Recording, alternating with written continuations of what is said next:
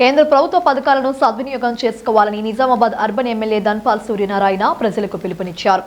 నాగారం 10వ డివిజన్ కోసాల దగ్గర ఏర్పాట్లు చేసిన వికసిత్ భారత్ సంకల్ప యాత్ర 2 కార్యక్రమంలో ఆయన ముఖ్య అతిథిగా పాల్గొన్నారు.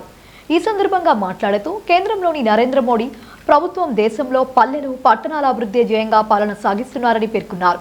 చిట్ట చివరనున్న నిరుపేదలకు కూడా కేంద్ర ప్రభుత్వ ఫలాలు అందించాలనే లక్ష్యంతో పనిచేస్తుందని చెప్పారు.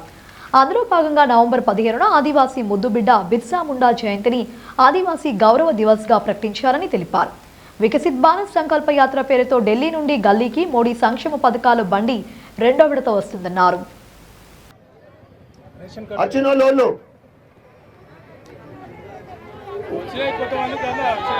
వచ్చింది ఎవరికి? Gas connection. अम्मा क्या कुछ खर्चा हो जरा उठा. गैस कनेक्शन गैस सिलेंडर आया ना आपको? कुछ पैसा खर्चा हुआ क्या? अब अप्लाई करें क्या? ఉజ్వల్ యోజన అంటే చాలా మంది అప్లై చేసుకుంటలేరు. ఇగో ఇక్కడ కౌంటర్ ఉందమ్మా. ఎవరికి గ్యాస్ పొయ్యి లేదో వాళ్ళు అరువులో అప్లై చేసుకోండి. రేషన్ కార్డు లేదు వాళ్ళకు, అదే ప్రాబ్లం. అది ఊకే చెప్పొద్దు కాదు.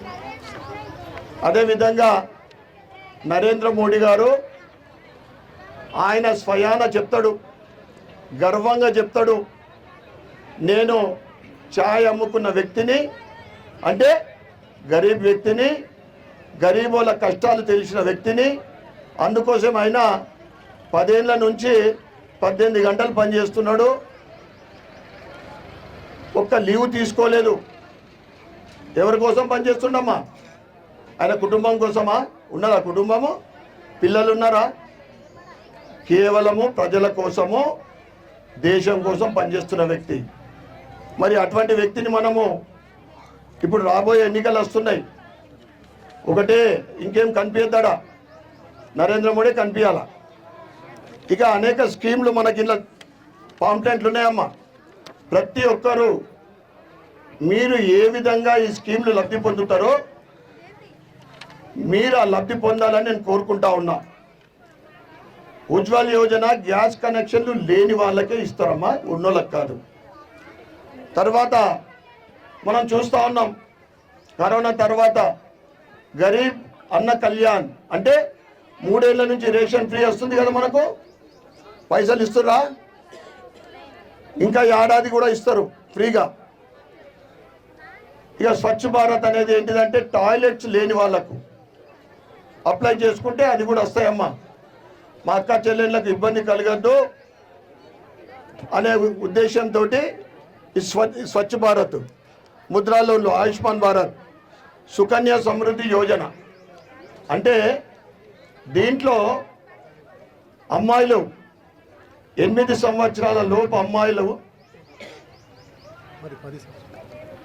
10 ఇయర్స్ నుంచి భవిష్యత్తులో వాళ్లకు 8% ఇంట్రెస్ట్ తోటి వాళ్ళ చదువుకు కానీ, వాళ్ళ 21 సంవత్సరాలు వచ్చిన తర్వాత పెళ్లికి కానీ, దానికి ప్రభుత్వం ఒక అమౌంట్ జోడించి ఇవ్వడం జరుగుతుందమ్మా. ఇవన్నీ కూడా మీరు ఈ పాంప్లెట్లో చూసి తప్పకుండా అందరు లబ్ధి పొందాలని నేను చెప్తా ఉన్నా. అదేవిధంగా ఇంతకుముందు చెప్పినట్లు బీమా, ప్రపంచంలోనే అతి తక్కువ ప్రీమియం తోటి జీవన్ జ్యోతి బీమా మరియు సురక్ష బీమా అంటే 2 కలిపితే 436 రూపాయలు, కేవలం 436 రూపాయలు. మనము జీరో అకౌంట్ నుంచి చెప్పాలా మాకు ఈ 2 స్కీమ్లు కావాలని. అనుకోకుండా ఏదైనా ప్రమాదం జరిగితే 5 లక్షల రూపాయలు వస్తాయమ్మా.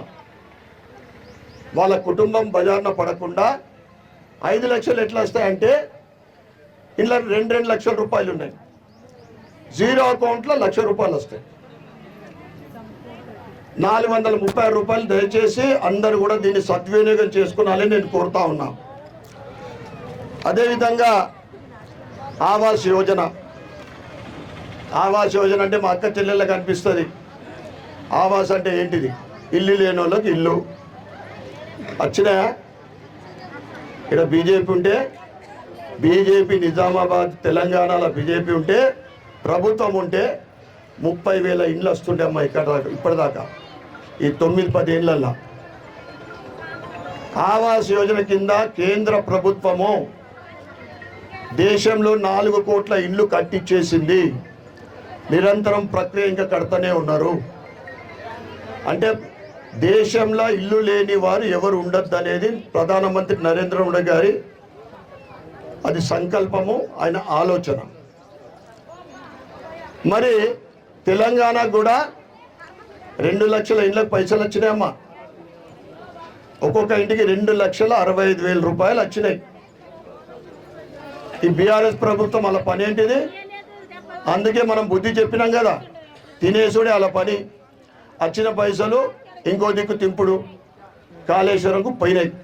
1,30,000 కోట్ల రూపాయలు ఇలా లీలపాలైపోయింది.